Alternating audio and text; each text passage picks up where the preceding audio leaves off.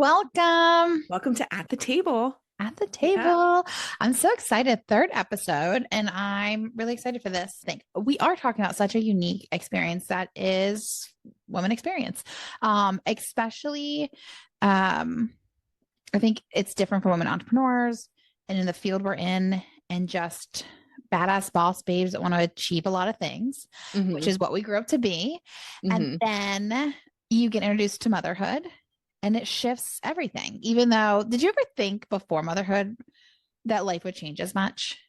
No, I actually was that girl that always said, of course I would go right back to work. Like, why wouldn't I just keep working? And then when I got pregnant, I was like, yeah, no, I don't want to.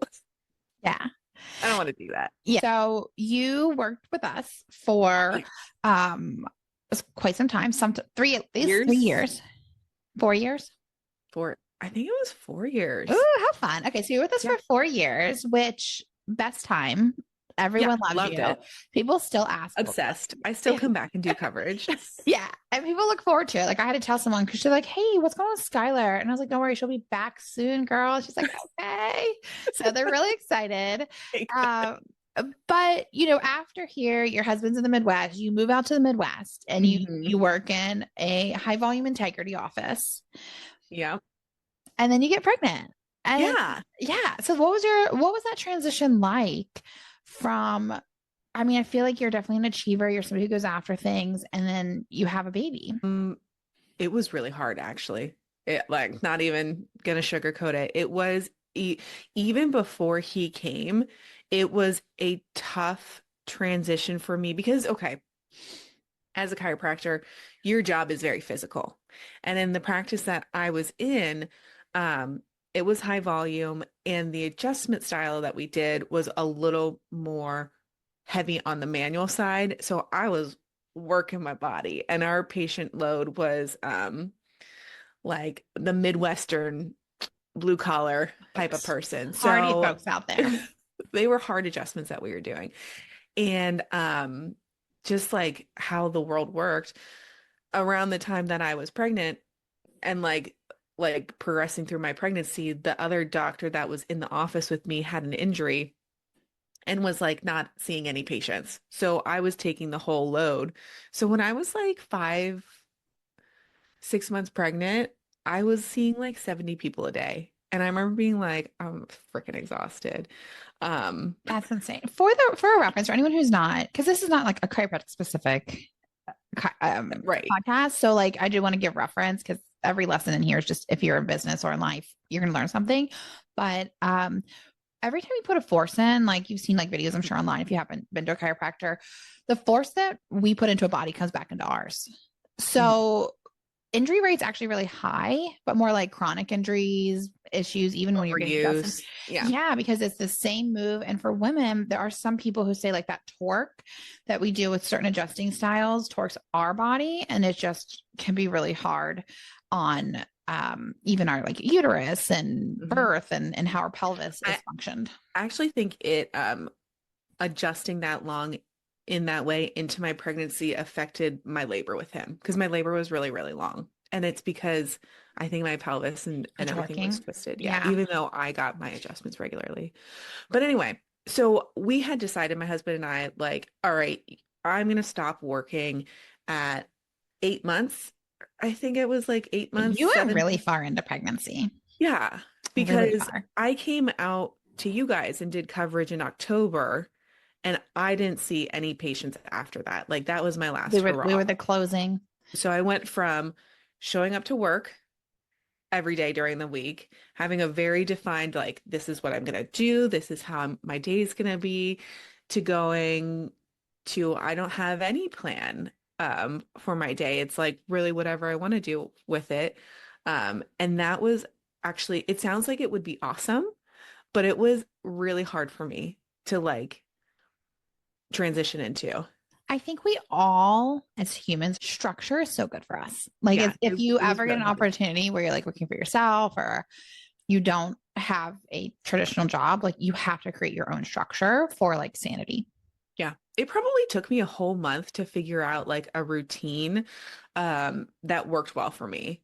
And then once my son came, like everything was off the table, and it was like a free for all for the Well, first postpartum 6 months. was unexpectedly hard. Unexpectedly hard for me.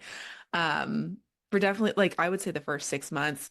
And then I think when we moved here to St. Louis, things were like better, but then we were in a new place, and I was still figuring it out. I think the biggest thing with what we're focusing on today is that how do women navigate that work, mom, wife, life balance without kind of losing yourself in either of those categories? It's really easy to do. Yeah. No, I think I personally, no, I don't have children for the record. When I say this, I think, some of it's just observation of all the women in my life Yeah. is, You're surrounded by them. I'm surrounded by wonderful women and I love all of them, but you do get to observe a lot. And one of the things I see with a lot of women is when you have people say like what they're proud of or who they are, women automatically become defined as being a mother.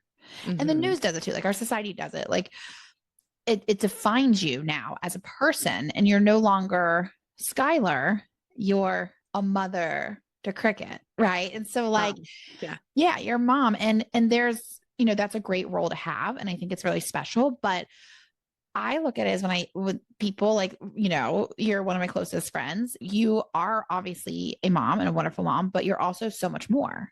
Mm-hmm. You have an entire identity that's not around your child.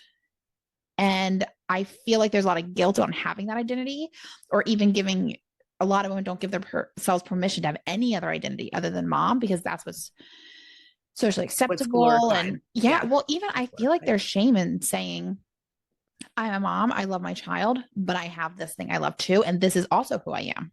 Mhm.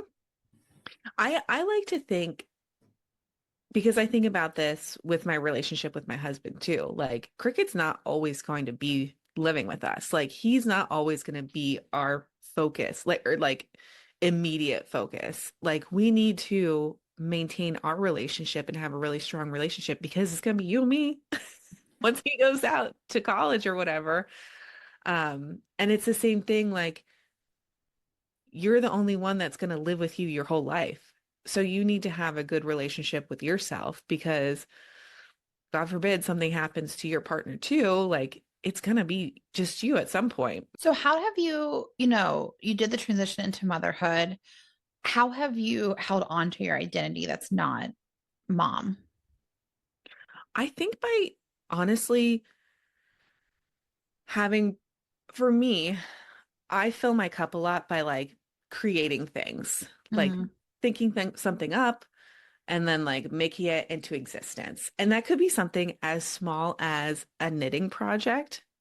I want to create this, and I do, or as big as the event that we're throwing, Catalyst in the Canyon, or my office that I opened here, on a larger scale. So I think that really fills my cup, and it helps me have a purpose and a drive that's beyond, like, obviously it helps support my family and nurtures my family, but it's more for me than yeah. really Yeah. that. Yeah. I do have to give you a shout out. Hold on. I have. You? Yeah, Okay. look, you mentioned knitting. Skylar knit this for my dog, Yeah. which is my child. I love my dog. And I just think, look how good this is. A little doggy coat. Oh my gosh, Doggy really like sweater. the professionalism of it. I'm so impressed and like obsessed, and it's wonderful. She will be wearing it while we cozy up with hot chocolate, but she doesn't know it yet. That's all right. Yeah, but it's so cute on her. It looks great on her. Yeah, But I yeah, love it. like stuff like that. Like, I think it's important to find for you, like, what makes me happy. Like, yes, absolutely, we should find joy in being a mom and a wife and all of those things. But there's something that you can do purely for you. Yeah. Also, being a mom's not always joyful. I, It's hard. it's really hard work. And I feel like it was like, so see, you're always supposed to be happy. And I feel like you're allowed to be frustrated. I think that though there is a more authentic side of motherhood coming out and being shared Like in the in the space internet online. world, the online world. Yeah, I feel like people are to a point where they're just like, I'm going to share everything. So you can Mhm. find, I always say there's multiple ways to be successful. And I think it's the same with like raising a child. Yeah. There's multiple ways There's to be a no great one parent. one right way. Yeah. Yeah. And so it is great to be able to see all of that because I do think it Mhm. can be isolating for some people as well. Yeah. But you have then started your own practice. Yes. So actually that was never really, it was on my radar, but it was never an immediate, I want to do this now thing. It kind of just, everything just kind of fell in line and it was really easy and it just felt right. So I did it, funny enough. And I know Yeah. you and I have talked about before, like when things are meant to really happen, it just goes. And that was Yeah. kind of that scenario. Yeah. I do think that the flow of things is like the way they're supposed to be at times where you're like, you work towards it, it might not hit your timeline. And then it just does, things just go great when it's the right time. And honestly, reflecting on it, it was probably one of the biggest blessings for me because we had just moved to a new city, literally didn't know anyone. It was me, my husband, and my son, who at the time was 9 months old when we moved here. And I'm someone who really needs a community. I need to have like some, I don't need to be going out every Friday night, but I need some degree of social interaction. And I didn't have anything here because, it takes some time to set that stuff up when you're new somewhere. And all this stuff seemed to work out with opening my own practice. And that really, what a perfect way to build a community and have a social interaction with with like-minded women. What does practice look like now versus when before pregnancy When I and was first in Mhm. the world. Okay. So this is going to be kind of Cairo specific, but I think it would translate to really any career or business. When I first started working in chiropractic, it was all about how many hours am I putting in? How many patients am I seeing? What am I making? Like, and how can I grow all three of those things? Like, just get more and more and more of everything. And now, so that really looks like working every day during the week. Chiropractors have crazy hours. So we're like, they're at 8 in the morning and there till like 7 at night. And then we have Yeah. a break in the middle, but so now my priorities have shifted. And I think they'll shift for the rest of my life. That my number one right now might not always be my number one later. So my top priority now is to be home to raise my son so that we don't have to put him in any type of childcare or anything like that. So what that means is my hours have to be shorter. They have to be at times when my husband will be home so that he can be with him when I'm away. So what that looks like is me working half days, a couple days a week, and on the weekend too. Do you find as much fulfillment out of it? I think I find more Yeah. because I'm not overworking myself and I've created an environment that I really love to go in. So I think it's better now than it probably has ever been. The thing that would make it better is if I had other like coworkers that I love to I work think with. you always said that. You were like, I Yeah, just wish I had like a like team, a have a social team. person. You need that. You're somebody who has to have community. I mean, I think Yeah. all people need it, but some people need it at a higher degree than hmm others. So I think that's something that I would add on in the future, but for right now, this is what works best for me and my family. Yeah. But I think it's important to note that you still find a lot of success in this. Like your practice is doing amazing. It's Mm-hmm. full and still you have to find spots to squeeze people in. And I think it's so important to note that something that I thought for a long time and I still struggle with is like we have to be because I was raised with this, you have to be open all the hours for the people. Right. Yeah. Like you have early morning, you have to have late night. And like you said, like our days are really long sometimes. Like it's long days, especially like Tuesday for my poor husband. He starts at 7 a.m. and he gets home at 7 p.m. That is amazing. It's a long, long day. And it's, I've always been like, oh, we have to do that. We have to do it. And I think no matter what field you're in, you get this like these ideas in our head. We're like, this is how it works. So now we can't even negotiate about those hours versus what you're showing is that you really can define your own hours for what works best for the phase of life you're in, Mm-hmm. and then still have that full. Yeah. What I'm hearing is we have a lot of limiting beliefs on what our lives should look like, especially when it comes to career and Oh, especially yeah. for women. So like we have to work 40 hours a week. We have to be open these amount of hours. I have to that. And it's like, but it doesn't have, who says it has to be Yeah. that way? Well, there are people who say it. It's authority figures in our life at Mhm. very formative years tell us this is how it is, right? Like Mhm. for me, I grew up in it. So I was like, this is how it is, like we have to Yeah. work a lot to be successful. All my family, if you don't work hard, it's the most shameful thing you could be is lazy, right? And the only thing that's not lazy is working long hours and really hard, right? Mhm. But it goes back to what you said. Why does it have to be that way? That's just a made up thing. There are Yeah. people who are making so much more while working less hours, or at least hours that they want to work, and defining Mhm. what that work time looks like. Yeah. Yeah. It is. Yeah. So I love that. So that's what we like to call mother, father, teacher, preacher, which I think we brought up before. Yeah, episode 1. Check it Yeah. out. Episode one. We love that. I think So that's a yeah. theme that will come up a lot, though, is the mother, father, preacher, teacher, because everybody has limiting beliefs. Like we have our, just to bring this, not to change subject too much on it, but like we have our catalyst coming up, right? And we also host, once a month we have live events where you could just come on and be a part of the community, and we share, and you can share. We don't have to share. You could just be and listen. And I was talking to someone and they were like, well, I can't do it because um I don't want to have to go and do like an icebreaker and introduce myself. Like I want to talk when I'm comfortable. And I was like, what a valid thing. But also the limiting belief of I'm going to have to do this one thing and I can't go because this one thing. And then we've also heard some people are really worried. They go, I can't because I'm not in shape yet.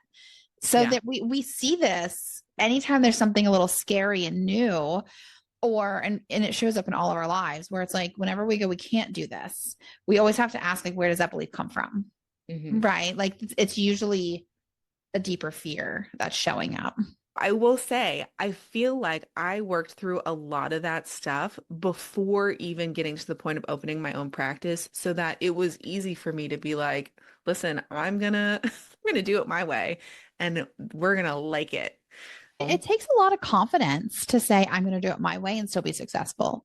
Hmm. That's actually a very, very brave thing to do. What were the steps that you did? Because like coming out of school, you weren't in a position to do that. Not like necessarily like you couldn't, but like mentally you probably weren't going to be like, No, I don't have those skills.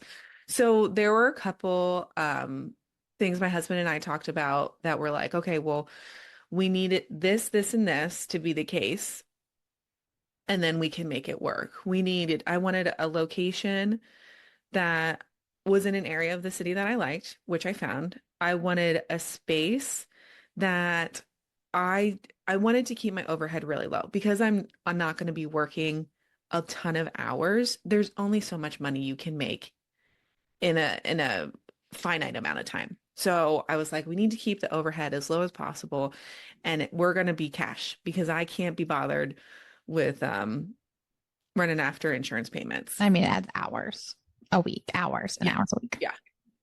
And all of those worked out. So we were like, all right, it's a green flag. Let's do it. But how did you get the confidence to be like, I'm going to define everything my way? Oh, how did I get the confidence? I think it was by working in different practices, honestly. So I've worked in one, two, three, three different practices, but then I did covered work in two other types of practices. So altogether, I have adjusted in five different practices. Okay. Yeah, isn't that I think interesting? it is. Well, also I think that experience just really it what breeds confidence is experience and like doing the Mhm. thing, right? That's gonna make you the most confident you can be. So Yeah. You got to see enough things. So, right, I've been able to see how 5 different practices operate. I've been able to see a cash practice, an insurance practice, high volume, specialty, um, one where you work a lot of hours, one where it's more kind of boutique. And I kind of figured out from doing that stuff, like, okay, I like this. This resonates with me. This makes me excited to come to work. So I think it was more like just by actually doing it, like living, like walking through the different options I had. And I think instead of like, if you didn't want to have to, or you didn't have the opportunity to like live all of them, one of the things if someone's out there like, oh, I want to do this thing, you like have this end goal and you're not sure if you have the confidence yet or like figured out how to do it for you. I always say it's just like, you should go talk to as many people who are doing what you're doing or want to do. Yeah. And you will get such good clarity from it because you're going to see all the different ways of doing something and finding success in it. hmm And I will say, I feel like a lot of people are scared to talk to people about like, hey, I want to do this. I see you're doing it. I'm interested in learning more. Even just approaching that person can be really scary. And, you know, I just want to like say like most often I feel like people are super welcoming. They want to share their experiences. You know what I found, which I'm somebody who like a full transparency. I am like, I can do it myself. I always give this advice, but it's like I have to give it Hard to for you. myself a lot. Yeah, yeah. I'll have to like have pep talks, like call them, have the conversation. Just do it, you know? And the biggest lesson is people who are uber successful, there's gonna be two big traits you're gonna find. One, they love to teach. Like they literally want you to know what they know because they're so passionate what they're doing. They're like, I'll tell everybody about this. So that's the first thing is. The second thing is ultra successful people tend to be, from my experience, like really open. hmm So like the people who are just like doing things that are just unbelievable in our field, I have sometimes called them up and asked them and been like, hey, like tell me about this. Or like I recently had a question about this other thing. This person was doing a retreat or retreats for companies. And I did not know this person at all, but my husband told me about him. And I was like, I'm just gonna call him up and like see, he told me every detail you could ever want. So kind, so open. He's doing just like really cool stuff. I didn't even know this part of retreats existed of what he's doing. I was like, that is insane. It's amazing. So like I just learned about a whole new world. I never would have known about if I didn't make that phone call. And it's not comfortable to start doing the initial picking up is the hardest part. But like the people, I don't know if I've ever had anyone who I look up to actually not be the kindest people ever. I can't think of a personal experience for me like that. I think you hit the nail on the head though. Super successful people love to teach and they love to share Yeah. their like what they know. And on the other side of it, I do remember I was shadowing an office with a group at school. Like I was a student and I remember going and they had like these forms they were talking about. And I was like, oh, can I have one? I want to see it. And they're like, oh no, we can't hand them out. Oh, really? Yeah. And you know what I thought? Oh, okay, that person probably Scarcity a mindset. scarcity mindset. And if you have a scarcity mindset, there is something there that's limiting in their success. And I Yeah. was like, oh, I don't want to learn from someone like that. If there's someone who's like secretive or doesn't share and isn't transparent about everything, I'm just like, all right, you don't share my values, that there's enough to go around and there's enough room at the top. hmm Yeah, for sure. Yeah, that's a big part of it. But like, So, why don't you, but you, I mean, so you don't have kids right now, Megan, but you've definitely employed this too in creating a space of your own and like a life of your own that isn't like the standard, like work day and yeah, everything like that. yeah, it's taken time. A lot of it, when I said taken time, the time it takes you to develop that is the time it takes you to build the confidence in yourself.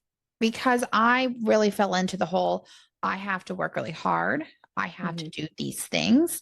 I have to hit these markers. I mean, as a millennial, and I am mid millennial, right? Like it goes back to this is the path. You have to go the path, pay your dues, like we talked about in an earlier episode, but I was like, I have to go through this path that others have gone through Mm. to learn or be at the right age to do these things. And then I had opened a second practice. And so I was working in the North practice, the South practice, while also running all the businesses. So I was a clinician and then the business owner, and then also marketing person. I was wearing so many hats that I was getting to that point where I was like, this isn't fun anymore. So things I used to love to do, I was like, this isn't fun. And I also reached this really where I was like, this is success in my field. There wasn't really, unless I expand and continue to open practices, I'm doing very well. And so the next thing for me is like, how do I want to evolve as a person? And that was like, I think, if I could do anything, there's this other dream that I have, and I'm keeping it in the shadows. And it's really what's probably causing the burnout feelings. I think that was a big thing is people think burnout is overworking. I thought that, and it wasn't, and it isn't, because when you're working on things you're really passionate about, you don't have burnout Yeah, you could do it all day long. all day long. And I do. I have no problem. Look at me here right now. It's like I've been up since 5:20 and I'm like, let's keep going. Let's go. I love can go. this right Yeah, now. I'm ready. Because I love this. I love these topics. I love sharing this, and I love what we're creating. And so this past year, like I literally was like, I'm going to go down to 2 days a week with patients, and our office numbers will be fine. And I'm going to redefine what we're doing. And you and I have defined Innate Women, and we're hosting our first retreat, which is so much fun. And we're doing a big one, a really fun one, exactly what we want and what we're looking for. And we're defining it. And so it's really uncomfortable. But at the same time, while you're like uncomfortable, it's also so much fun. So I have so much more joy right now. I love that. Yeah, and it is good to know, Megan, you and Frank, your husband, have a very successful practice in Dover, but then you also had that second practice down south that was very successful that you decided to close because it wasn't serving you. You know what? I actually think that was one of the hardest things to do, because there wasn't a reason to close it other than me. Yeah. I mean, you're making good money from it. Making money, which always feels nice. Yeah. And it's beneficial. Like we're still in prime age of building wealth. So I was like, it's good to make money. But also like it was doing good. It was building. I still have people call to become patients there. It was a really beautiful practice and I loved it.